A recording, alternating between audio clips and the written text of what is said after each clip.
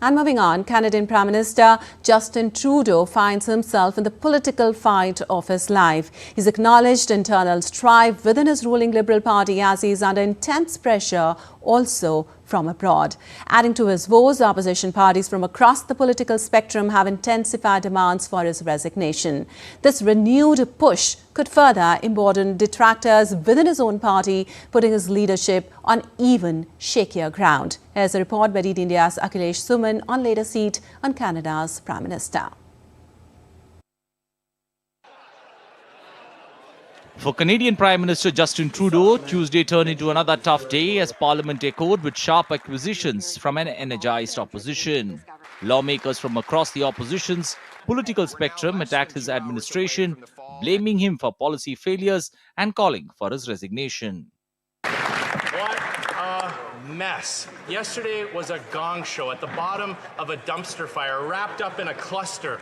The Finance Minister resigns, the Prime Minister hides all day and then has to beg his MPs not to fire him. But the worst news, buried underneath it all, was a devastating gut punch to Canadian taxpayers. A $62 billion deficit smashing through the already insane $40 billion guardrail. Canada is a serious G7 NATO partner staring down the threat of 25% tariffs. We deserve a strong leader with a new mandate. Why not let Canadians decide by calling a carbon tax election? The Prime Minister has lost the confidence of Canadians, lost the confidence of many of his MPs, and yesterday he lost the confidence of his Finance Minister. And no wonder, because after 9 years, this Prime Minister has broken everything. He's broken our borders, broken immigration, broken housing, and broken the budget. So, when will the Prime Minister just stop? Stop breaking things, acknowledge that he doesn't have a mandate to continue to govern, and call a carbon tax election. While Trudeau is working hard to keep his party and the government steady, growing dissent within his party adds to his mounting challenges. Sensing the rising political stakes, newly appointed Finance Minister Dominic LeBlanc came to the government's defense.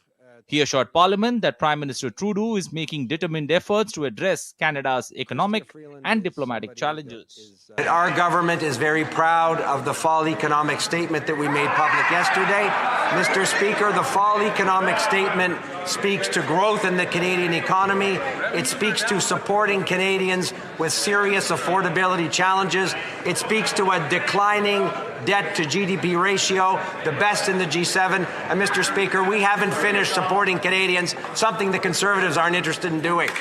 Defending the government further, House Leader Karen Gold reminded the Parliament that the government has already survived a confidence vote last week. She emphasized that the administration's priority is tackling the economic fallout and managing US-Canada relations amid Trump's aggressive trade policies. Mr. Speaker, this House voted in confidence of this government just last week on multiple occasions. Mr. Speaker, we have important work to do on behalf of Canadians. We have a very important relationship to manage with the United States at a pivotal time, Mr. Speaker, and that is exactly what this government is focused on doing. In response to Trump's aggressive stance on border security and trade, Trudeau announced a $1.3 billion Canadian plan to bolster Canada's border security over the next 6 years to stop illegal immigration into USA. The plan includes deploying drones, surveillance stars, helicopters, and hiring more border agents to enhance US-Canada border security, causing huge bearing on Canada's exchequer. You know, it's hard not to feel happy when we're like this, among Liberals, among family, because that's what we really are, a big family. Now, like most families, sometimes we have fights around the holidays. But of course, like most families, we find our way through it. Insiders say former Finance Minister Chrystia Freeland has resigned after clashing with Trudeau over handling US President-elect Donald Trump's threat of imposing 25% tariffs on Canadian imports. Freeland advocated for tighter fiscal controls, while Trudeau insisted on boosting financial aid for wooing public sentiment, along with strengthening border security. However, questions remain about how both priorities will be funded at a time when Canada's economy is grappling with severe challenges. So can he survive this diplomatic, political and economic storms, or is Canada heading towards a deeper crisis? Are questions everyone is asking. Akhilesh Suman's report for DD India.